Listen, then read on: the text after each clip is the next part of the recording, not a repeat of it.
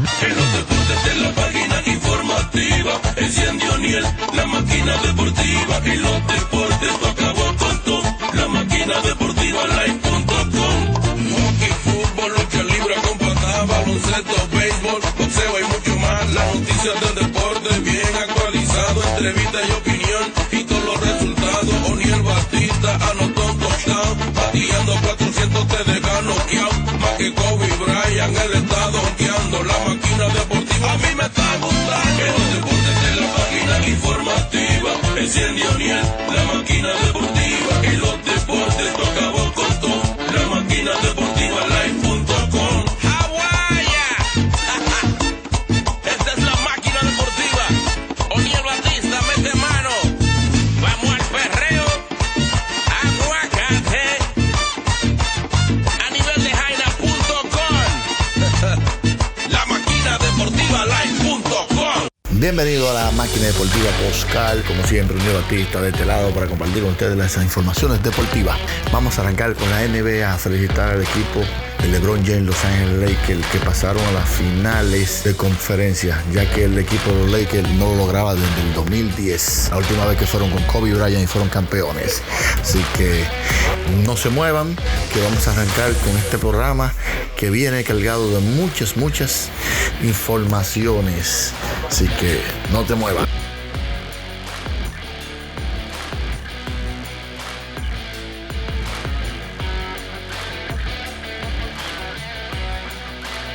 Gracias por continuar con nosotros. Como les decía al inicio del programa, tenemos muchas informaciones, así que vamos a arrancar con los protagonistas de esa final entre Houston y Los Ángeles Lakers, ya que los Lakers pasaron, como dije al comienzo, de que no logran estar en la final de conferencia desde el 2010.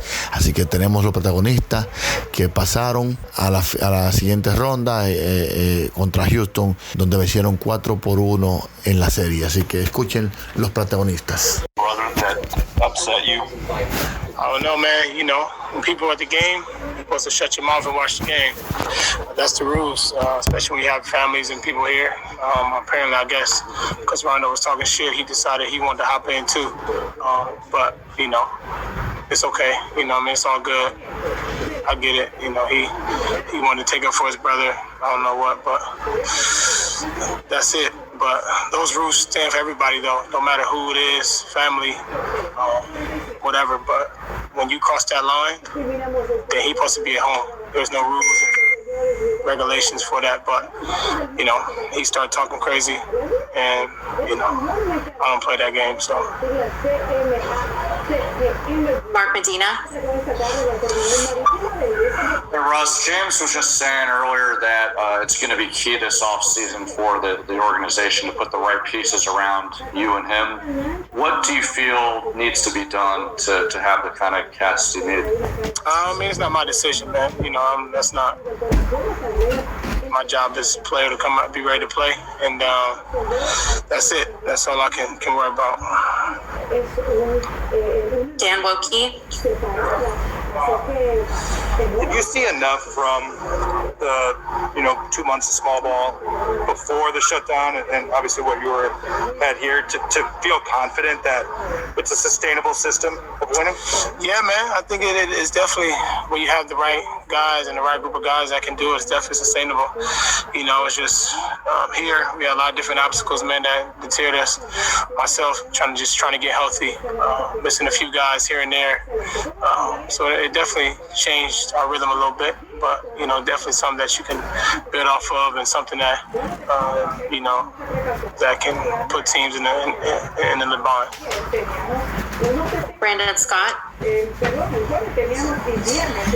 Hey, Russ, what happened to y'all defensively in this series? That seemed to be y'all's strength in the bubbles and especially start the playoffs. What happened to y'all defensively at the end?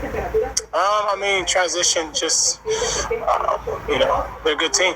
You know, we're not as big as them, but we lost some size with D House leaving and kind of our switching a little bit, and they were very comfortable the whole series. I didn't think we put enough pressure on them to use our size. We had some spurts throughout the games where we did it, but not enough to win the series. Mark Berman.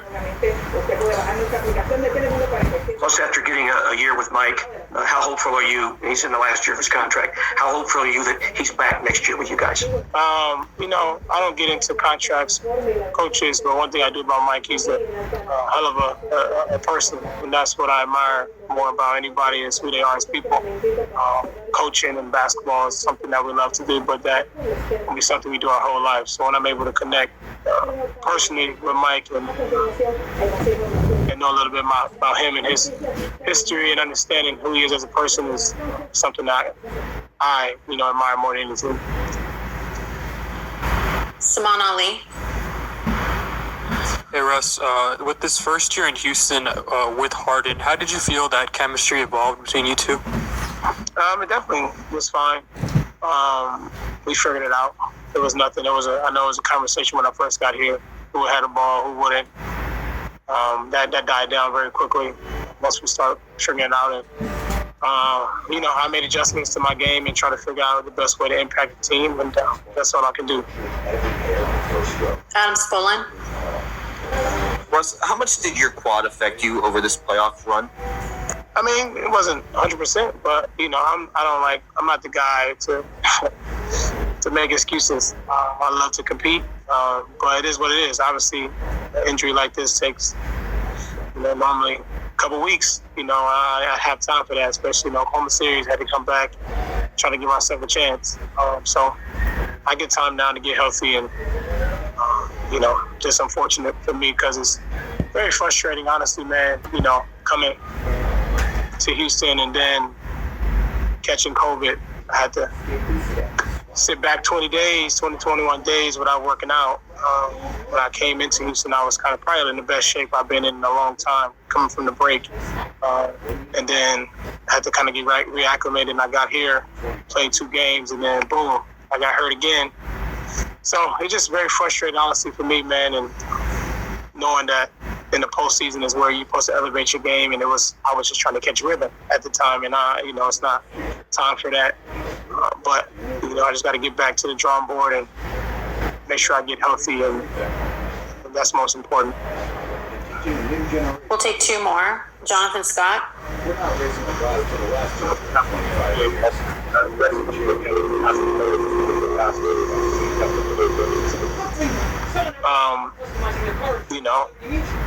I don't know what you want me to say, but I just lost, so I don't really care what going on the bubble now. Morgan Mitchell.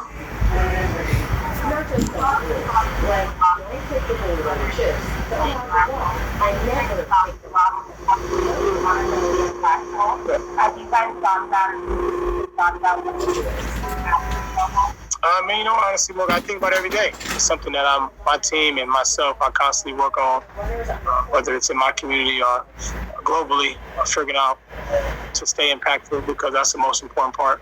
Like I said, basketball is something that we do. It's our platform, but it's not something I would do for the rest of my life. And that's a short period of my life, and the rest determines your legacy. And that's something that I'm very prideful in. It's something that I kind of think about every single day. And want to make sure that that's the most important part that I leave, especially behind for my kids and for the kids that look up to me. Thank you, Russell. Hey, D. How does this experience so far with the Lakers in your first year, and obviously there's some things I know you couldn't have anticipated, the bubble, the COVID, everything like that, but how does it match up with what you envisioned when you first became a Laker and the type of success you hope to achieve? Yeah, I just feel like everything's falling in place. When I got here, obviously the goal is to win a championship, and we're 8 wins away. So, it's been a great process for me. Been great, being around the guys that we have. Obviously been great being around Bron, and just helping me through it all. Obviously, at this point now, Western Conference Finals is new for me, so that process is going to be fun, but it's everything that I envision. AD, what do you think you're learning about what it takes to have that killer instinct to close out a series to get to this point? Yeah, I mean, you hear it all the time, but defense wins championships, and in order, for you especially to close out a series against a high-powered offensive team like Houston, who's able to, basically score whenever they want, especially with the three ball. You got to be able to lock into your game plan on defense and get stopped. So that's been the main thing that I've learned, is that no matter how you play offensively, you got to be able to execute, defensively what you go over, especially against good teams. And the two teams we played so far in Portland and Houston have been great offensively, especially here in the bubble. And so, and then next series, whether it's the Clippers or Denver, two other offensive threats. So our biggest focus is going to be locking in defensively and letting that lead the way. Hey, Anthony, Mike Trudell back in LA. I know you didn't get as many looks tonight, but throughout the playoffs here, your jump shot has just looked really pure, especially in the mid-range. Is being in the same court, the lighting, anything, is something like that helped you get a rhythm? Or what would you say accounts for the way you're shooting the ball? Just getting to my spots. Coaching the team was putting me in a situation to be successful, and it's about just taking my time and finish it. So I kind of struggled early in the bubble, but didn't let that stop me from shooting. Just kept getting in the gym, shooting the shot that I always get in the game, and now it's on the ball for me.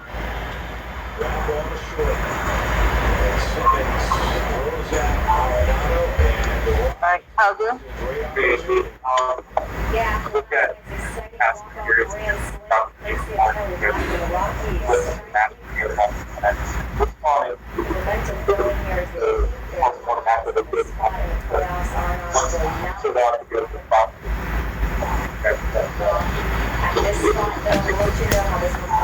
Adjustments. That's the biggest thing in playoff series, is making adjustments. And we know what type of team we want to be defensively, and game one.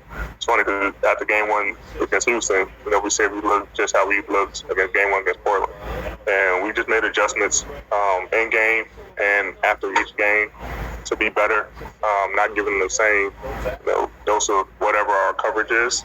And this series is just a little different because their play styles are a little different. They don't have a traditional big, and so where Portland likes to run a lot of pick and roll action for Dame and CJ, Houston like to run a lot of isolation basketball. So it's a little different.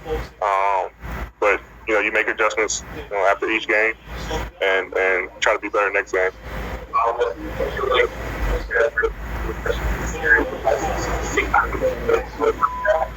For sure. Our coaches believe in us, the players believe in the coaches, the schemes and the game plans that go into each and every game, and it's been helpful for us. I mean, being able to watch film and break it down. Coaches do a great job of, making sure that the film is easy for us, and talking through every play that we can be better at defensively, even through wins. We still have lengthy film sessions even when we win to make sure that we can be better. Because we're going to need to be better in the next round, and then hopefully the finals. So it's not just about now, but it's about the future as well. And you just got to continue to get better. If you haven't seen it, the first 5 games, Houston this year was pretty novel. We have a lot of do you think that's us now? I don't know, man. That's up to them. I mean, they've been successful this year. They have a lot of guys who can shoot the basketball. James and Russ can get going at any time. But I mean, we haven't seen it, but that doesn't mean it can't work. It wasn't for me. I guard faster guys, I guard smaller guys, and vice versa. So, like I said, I guarded Russ a lot this series. So it's not a difference for me, but I mean, you just never know. I mean, like I said, we haven't seen it yet, but that doesn't mean that it can't work. Tanisha, back to you. Last two questions. Bill Oram. Hey, Anthony, you guys didn't trail in either of these last two games, and I know you said early on that, I mean, obviously you guys have had a real championship belief throughout this year, but does the way you guys dominated the end of this series do anything different for you mentally? Like, does it feel more real after the way you guys closed out the Rockets that you are actually this potentially, you said 8 wins, this close to a championship? Yeah, it just gives a little bit more confidence, especially now, especially when we play offensively. It gives our shooters, and our role players a lot more confidence going into this next series.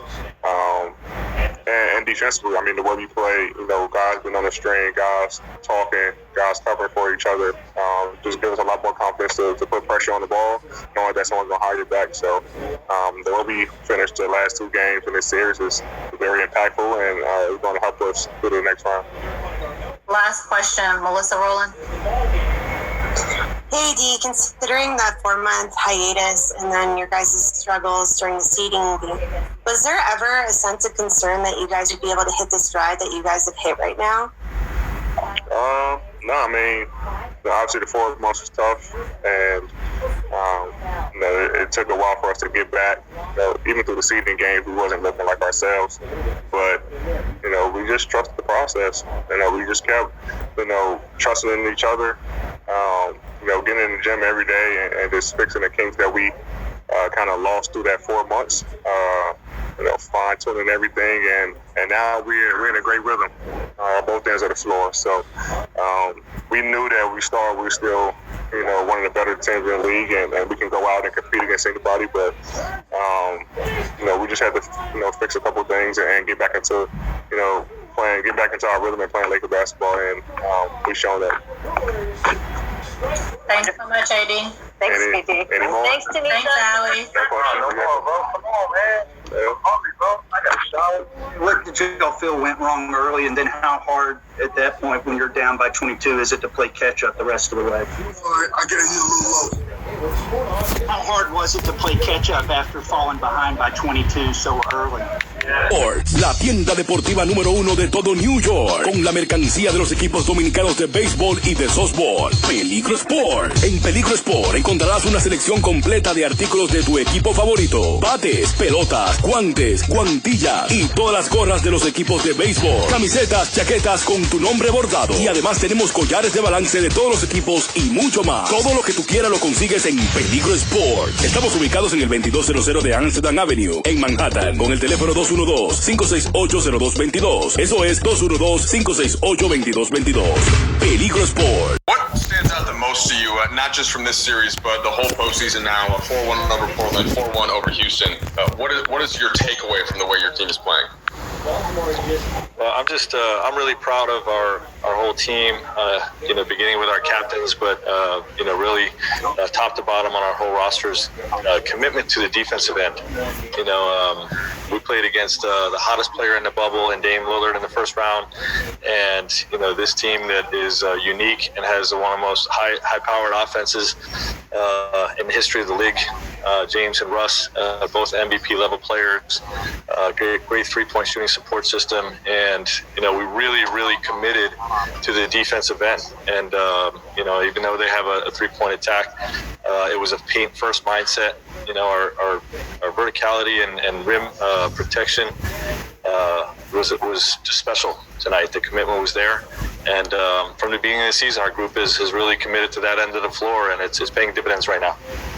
Frank, what's most impactful about the LeBron and AD combo on and off the court? As I don't know if there's a difference in postseason and regular season, but is there anything that stands out about the way that those two impact things?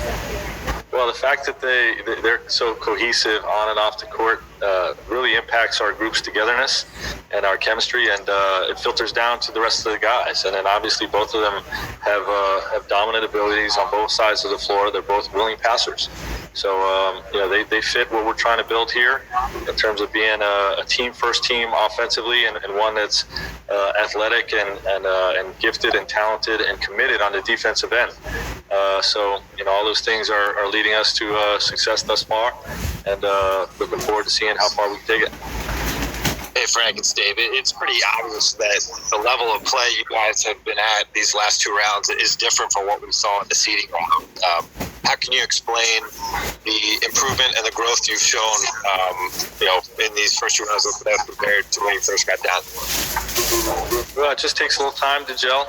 We had 4 months off, and obviously guys had to get their legs back under them, rhythm and timing, all those types of things. And then obviously when we played the first 2 games or 3 games, we clinched the 1 seed, we began getting a lot of guys a lot of work. So there was a little bit of unfamiliarity, just trying to work guys in and whatnot.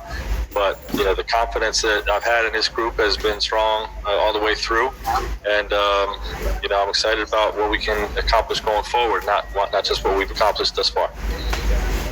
Hey, Frank.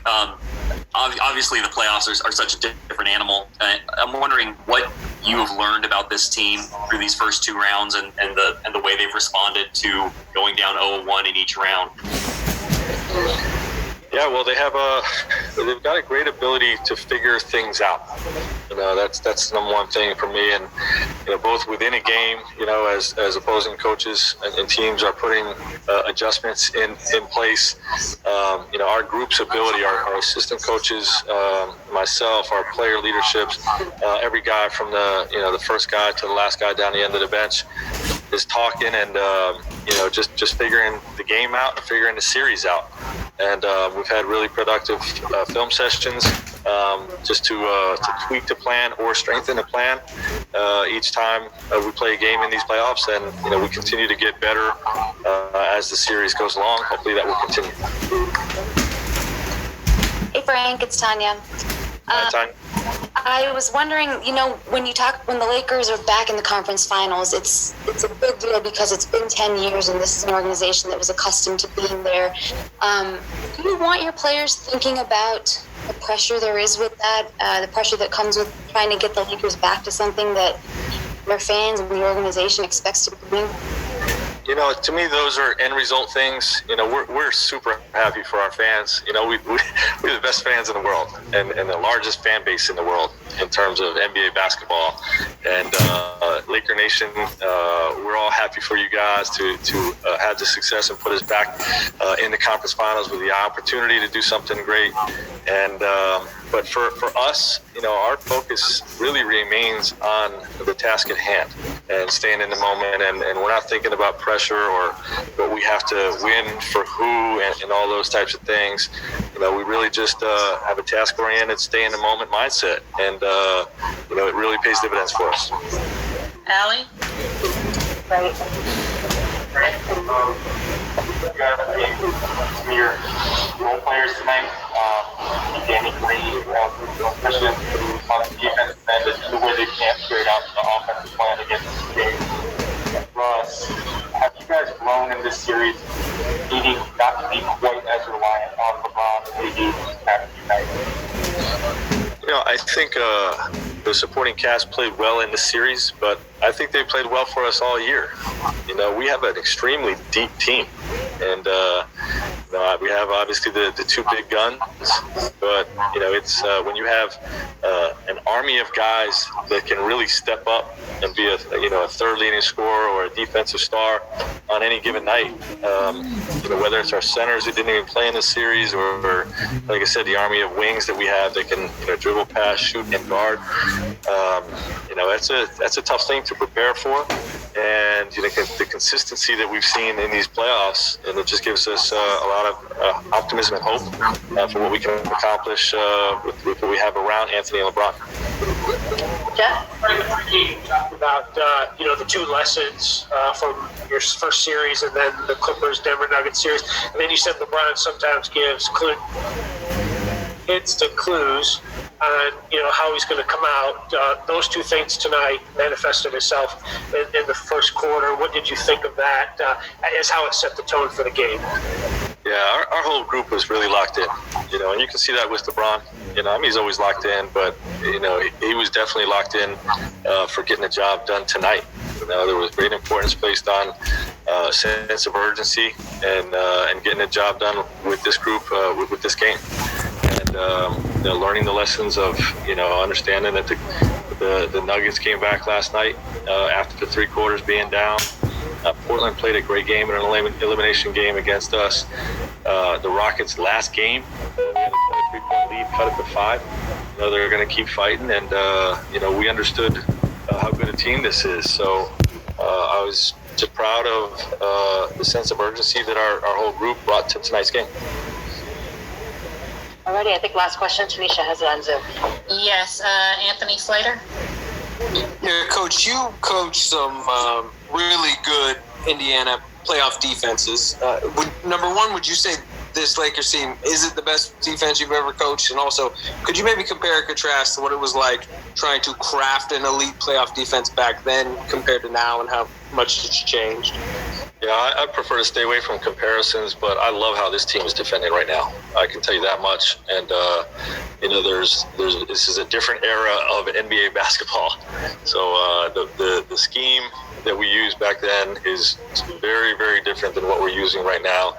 But this group is really locked into the details of it, and it's a heck of a weapon, in these playoff series, to be able to really take away the other team's strengths. And when you have the ability to do that with the offensive firepower that we have, you have a chance to do something special.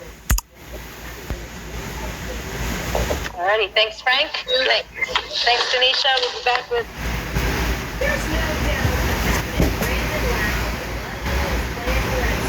De los Diamond de Arizona, los invito a seguir con la máquina deportiva. Un saludo a todos los televidentes de la máquina deportiva de parte de Alex Cora de los Mets de Nueva York. Anderson Hernández, un saludo para la máquina deportiva de parte del menor de Borrego. Mi nombre es Juan Carlos Gutiérrez de los Arizona Diamondbacks y lo invito a que sigan con la máquina deportiva. Hola, le habla la Encarnación de los Toronto Blue Jays. Un saludo para la máquina deportiva. Pero ríete bien. Estás con Nelson Figueroa con la máquina deportiva. No, y un Escobar aquí, un saludo para la máquina deportiva. Aquí le saluda a Pedro Feliciano, un saludito para la máquina deportiva. Un saludo para toda la audiencia de la máquina deportiva, José Bautista de Toronto Blue Jays. Máquina deportiva. Mi gente, le habla David Ortiz de la Boston Red Sox. Un saludo a esa fanaticada que sigue la máquina deportiva como siempre. Para encima y que Dios lo bendiga. ¿Qué tal, amigos? Les habla Joan Santana. Un saludo bien grande para todos mis amigos de la máquina deportiva.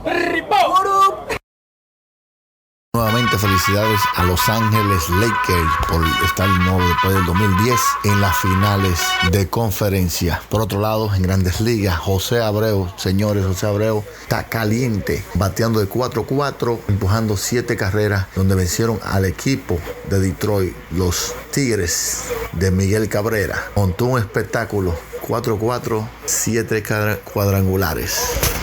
Sergio Romo, el mexicano, suspendido por acción en contra de sus indios. El relevista mexicano Minnesota, Sergio Romo, fue suspendido y multado con una cantidad no relevada, su acción inapropiada en la victoria 3-1 sobre Cleveland. Romo lanzó un octavo episodio perfecto para los mellizos y agregó algo de sabor a la noche cuando terminó la entrada con un elevado Francisco Lindor. El extravagante Romo se estaba burlando de Lindor mientras corría por la línea de primera base. Antes que Lindor arremetiera contra él y Romo seguía gritando. Tanto los banquillos como los bullpen se vaciaron, pero los equipos consiguieron disipar la tensión sin incidir. La pelea entre los jugadores ese interior anterior a esta serie. Lindor también fue multado con una cantidad no relevada por su papel en el incidente. Son solo un par de jugadores con una cantidad no elevada por su papel en el incidente. Dijo el manager de los Minnesota, David Badelin, después del partido: creo que probablemente será lo mejor si no lo hicieran. La presión animada de Romo después del out crítico ha irritado varios oponentes esta temporada. Si él lo va a seguir, nosotros lo devolveremos. Él tiene que aceptarlo, dijo el manager interino de los Indios, Sandy Alomar Jr. Uno ubicado en el 2257 de la Segunda Avenida y calle 116 en el corazón del barrio, y el otro en el 1618 de San Nicolás y calle 191 en el centro del Alto Manhattan.